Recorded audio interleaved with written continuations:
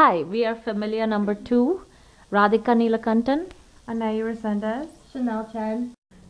In our presentation, we are going to talk about two of the banned books in the Tucson School District. The first book is called The Fight for Educational Reform by Arturo Rosales, which is Article 13 in the Reader. This chapter highlights how basic necessities such as education were denied to the Mexican Americans in the 1950s by the U.S. government. This type of education inequality ultimately motivated the Chicano civil rights movement in the 1960s. Let us take a look at how it all started. In the 1950s, the whites lived in more affluent neighborhoods while the minorities lived in central cities. As Rosales says on page 174, black ghettos and Mexican barrios were now islands in a complex of freeways, tacky industrial parks, auto repair shops, sporting complexes, small office buildings, and expanded airport areas. Their increasing ghettoization made Chicanos feel betrayed by the American dream. As a result, like blacks, many Mexicans gave up on the dream and became more conscious of their own lost identity. To give an idea of how the civil rights movement was carried out in different ways, we will now focus on the East Los Angeles High School walkout. On March 1, 1968, 300 high school students walked out of their morning classes to protest the cancellation of the play Barefoot in the Park because it was deemed inappropriate for the students. Many other inner city school kids also used the walkouts to dramatize the severity of the issue. These walkouts generated publicity throughout the U.S. to examine educational conditions in every community. The Chicano movement succeeded tremendously by instilling a sense of identity, nationalism, and pride in the Mexican American students. We would like to now examine a quote from James C. Davis, the author of When Men Revolt and Why, on page 195 in the Reader. With rising expectations, people redefine themselves and feel that they deserve more than they have. When people feel that they are treated unfairly, they become outraged. And if outraged people see a possibility of gaining justice, they self-righteously join forces in an effort to get what they believe they deserve. When high school students read a book about how they were treated as second-class citizens, it might have stirred their innate pride. State officials might have been worried that it will bring about anti-American, pro-Latina sentiment in the impressionable minds of high school students. The official used this type of reasoning to ultimately ban this book. We would like to ask you now to think about why this book was banned in Tucson, Arizona. Were the educational officials worried about another such revolt or school walkout in Tucson? This book is a historical picture about how educational reform came about for the Mexican Americans and how they had to fight for the right to education. History, as we know it now, teaches us valuable lessons about how things came about. Banning books denies us the knowledge that we can gain from them. It is important to see to it that Mexican Americans are still not tolerating this type of unfairness today in the banning of their books. We are now going to shift our focus to another banned book called Pedagogy of the Oppressed, which is Article 15 in the Reader. Paulo Freire talks about two systems of education. He talks about the more common banking concept of education versus the problem-solving concept of education. On page 72, the banking concept of education is explained by Freire as using the students as containers or receptacles to be filled by the teacher. The more meekly the receptacles permit themselves to be filled, the better students they are.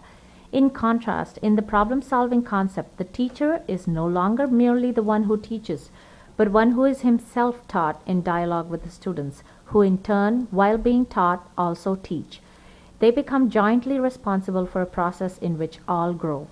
There is nothing objectionable in this book. It is merely a comparison of the two methods of education and weighing which one is more effective in teaching. Paulo Freire is a renowned Brazilian educator, and his methods have been used in many parts of the world to improve teaching. As an example of the effectiveness of this problem-solving method of teaching is seen in the movie Precious Knowledge. In this movie, the teachers of the Mexican American Studies program use the problem-solving method rather than the banking concept for teaching. They engage in two-way discussions and relate what they are teaching to their personal lives. For example, Mr. Acosta, a Mexican American Studies teacher, compares hip-hop lyrics to slant rhyme, which is one of the most common terms in literature today. As a result, more students are interested in learning the material that is taught in class, which promotes a higher retention rate and a lower dropout rate. Frere also states at the end of page 85 that any situation in which some individuals prevent others from engaging in the process of inquiry is one of violence. The means used are not important to alienate human beings from their own decision-making, is to change them into objects. No one can be authentically human while he prevents others from being so. When students are forced to learn in a narrative way, they do not learn as much as learning through dialogue and conversation. As students ourselves, we seem to learn better when there is dialogue as opposed to just taking lecture notes and listening to the teacher. Right here in English 1, we are engaging in the problem-solving method by forming familias and learning through discussion and conversation. So we would like to ask you, which way do you learn better? After analyzing both chapters, we believe that banning books violates our intellectual freedom. Furthermore, we believe that banning books makes people more curious about the banned material, and it ends up being bigger than it was meant to be and has the opposite effect. The purpose of something being banned is so that people don't learn and ask questions about it. Instead, it seems that when you ban something, it ends up making people ask why it was banned and what was so objectionable about the content that it had to be banned in the first place. It becomes almost like the forbidden fruit. Hi, I am going to be talking to my neighbor who is a teacher at the San Jose Unified School District, and I am going to be asking her her views on the banning of books, and she is going to tell us from an educational standpoint what she thinks. My first question is, banning of books goes against intellectual freedom of students. What do you think about that? I think that banning books limits what a child is able to learn in the school, and that it is not in their best academic interest. Do you feel banning books protects or harms students? I think that banning books will harm students in the future just because it limits what they're able to learn about in the current day, and with the structured support of an educator who can help them guide through their opinions and talk about the different topics that are brought up in the book. Okay. Have you heard of any books being banned in your school district? I'm relatively new to the school district, and nothing that I know has been banned in the past 5 years since I've been working there. Okay. How would you feel if the school board banned a book that you were teaching your students? Well, first I'd want to know under what reasons it was being banned. Typically it's language, or it's something related to how people are portrayed or certain events that occur in the book.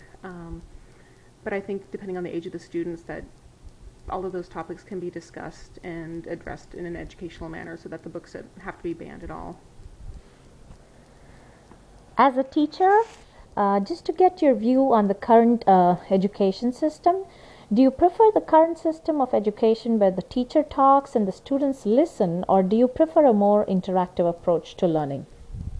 I think that a more interactive approach to learning is better for the student overall because it engages all of their senses. It engages them mentally, and if you can engage them in an activity, it gets their physical attention, it keeps them involved in the curriculum, and allows them to use certain modalities to increase their learning overall. If you're just talking to them, you're going to miss out on about half the students because some of them aren't paying attention. They might be looking at their neighbors who's doing other things.